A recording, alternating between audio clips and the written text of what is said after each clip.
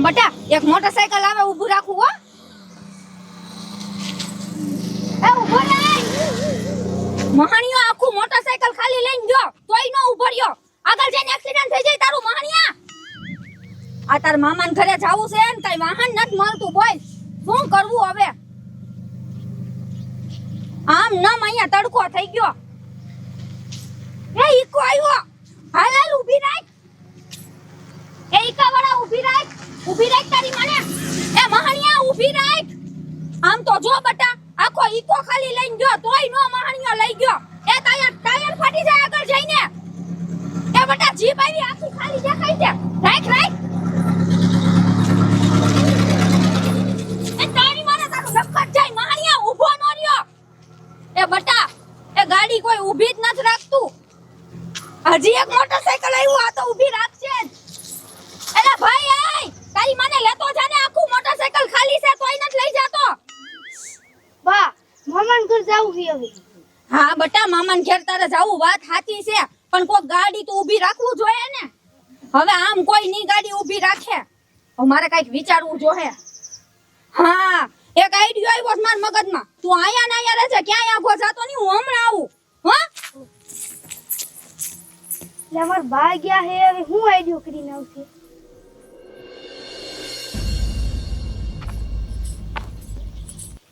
અરે બાપ રે હા અહીંયા કોઈ દેખાતું નથી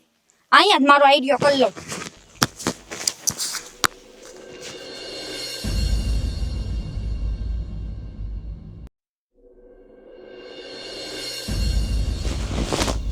અરે બાપ રે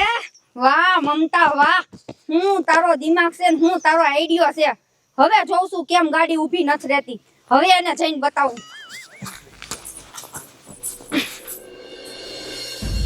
એટલે અમાર બા આઈડિયો કરવા કેમ ના ગયા એદી કેમ નો આયા હું બેન થાકી ગયો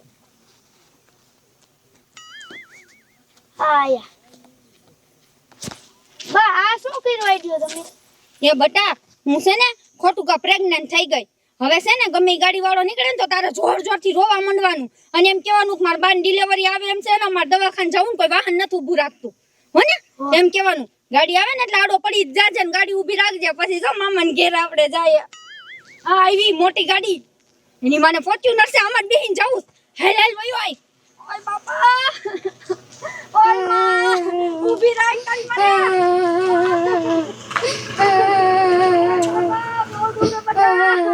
શું થયું એક્સિડન્ટ થયું શું ના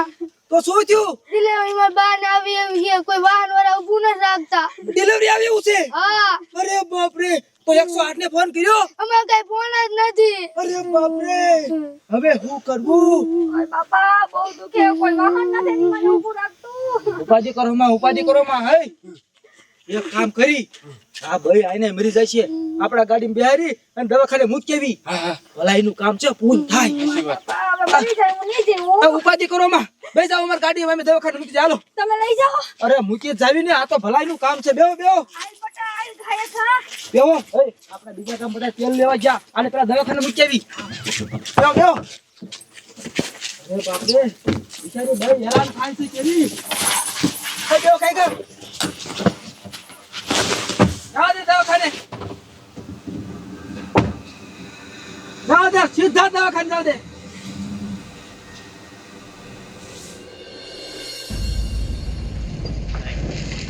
હાય હવે નિરાશ થઈ લે આ એ બટા મને બહુ ગરમી થાય છે આ પાઈન કે ને થોડું એસી વધારે એમ ભાઈ થોડીક એસી વધારો ને એસી એસી ચાલુ કર આયો ઠંડો પવન આયો આ જોયું બટા જોયું ટાઢો પવન આવ્યો ક્યાં તડકામાં શેકાતા હતા અને આમ જો એસી વાળી ગાડીમાં તને બેહાડ્યો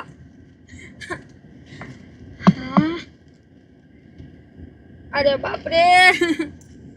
એ ભાઈ જરા ઘાય ઘા આપો ને ક્યારે દવાખાનું આવશે હવે જાવ દે કાકા જાવ દે ઉપાધિ કરતા નહીં તમ તાર હમણે પગી જઈશું આમ જો તો કેટલી હાલત ખરાબ છે તું આંખ કાયકા આંખ હા તમ તાર આકો અરે બાપ રે કાંઈ કા પોગીએ તો હારું હો કેવો ટાટો પવન આવે ખા ઘડી મજા જ આવી ગઈ.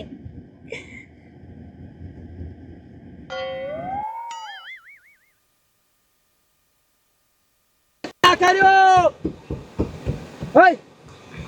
એ રાખતો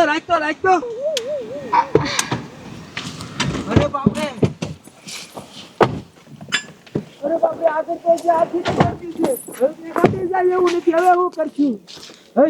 એક કામ કરી કે આવી આવ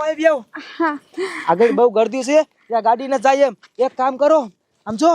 એક રિક્ષા બોલાવી લે રિક્ષામાં બેહારીને દવાખાને મૂકી આવી એ ના ના ના ના એ હવે મને થોડું ખારું લાગે છે અમે હાથે હવે આઈલા જવું આઘું નથી. હે હા પણ રિક્ષા લઈને મૂકી જાવી એ ના હમણાં મારો છોકરો રિક્ષા બોલાય છે તમે ઉપાધિ કરો માં આવો તમે તમાર જાવ ખોટી થયા ને મારી હાટું થઈને. અરે એમાં તો શું ખોટી થયા આવે તો ભલાઈ નું કામ કહેવાય હાથે વાંચો નહીં એક કામ કરો પૈસા નહીં ગરીબ દેખાય છે આલ્યો આ પૈસા તમારે દવાખાને કાયમ આવશે આ ડિલિવરીમાં વાપરજો આલ્યો એ બટા પૈસા નો લેવાના દઈ દે પાછા આપણી મદદ કરી. ના રાખ બટા રાખ તારે કાયમ આવશે અને આમ જો ગમે ત્યારે જરૂર પડે ને તો ઓલે આજો બીજા માળે મારી ઓફિસ છે તમે ત્યાં વી આવજો અને હવે હાશવીન વઈ જાજો એ હા તમે ઉપાધિ કરતા નહીં તમારો ખૂબ ખૂબ આભાર હો. અરે આ તો ભલાઈ નું કામ કહેવાય હવે એમાં હું આભાર એ જા જા એ હા જાઓ તમે તમારે ભગવાન તમારું સારું કરે. જાઓ જાઓ ધ્યાન રાખીને જાજો એ હા એ બટા આપણે રિક્ષા બોલાય જા. એ બટા જોયો મારો આઈડિયા આમ જો કેવો આઈડિયા કરીને હવે મામાના ઘરે પોગી જાવું આપણે. હાલે આ મારું છોકરું હાચાય બીજી વારે આ કામ લાગશે. પૈસાનો ડટ્ટો હાથમાં આવી ગયો એની મને મજા પડી ગઈ. હાલ હાલ હાલ હવે